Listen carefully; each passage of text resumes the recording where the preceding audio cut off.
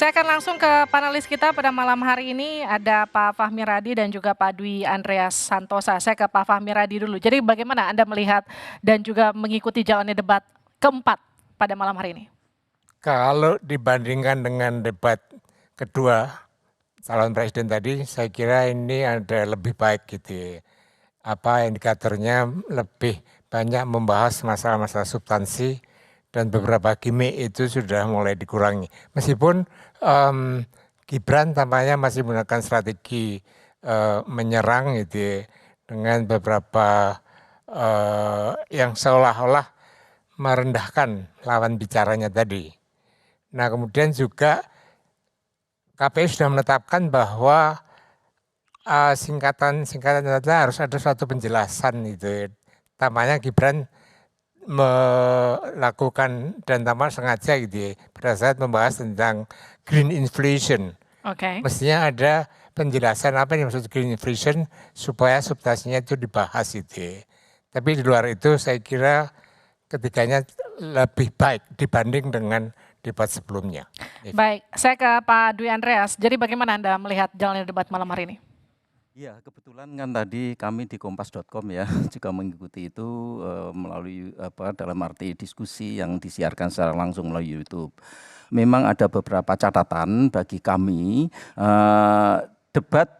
Ya, sebagaimana debat ya, dalam arti banyak hal yang normatif yang disampaikan di sana.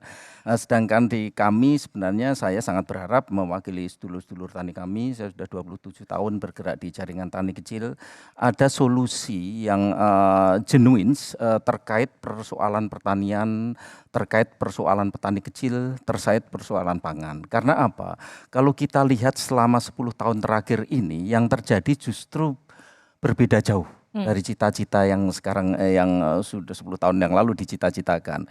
Misalnya terkait impor pangan yang terus membesar dalam 10 tahun terakhir ini Mbak, kalau catatan kami ya, itu impor pangan itu melonjak dari 10 miliar US dollar ke 18,6 miliar US dollar, hampir 2 kali lipat selama 10 tahun terakhir ini. Defisit neraca perdagangan kita juga melonjak hampir 2 kali lipat dari 8,9 miliar US dollar melonjak ke 16,2 miliar US dollar. Itu.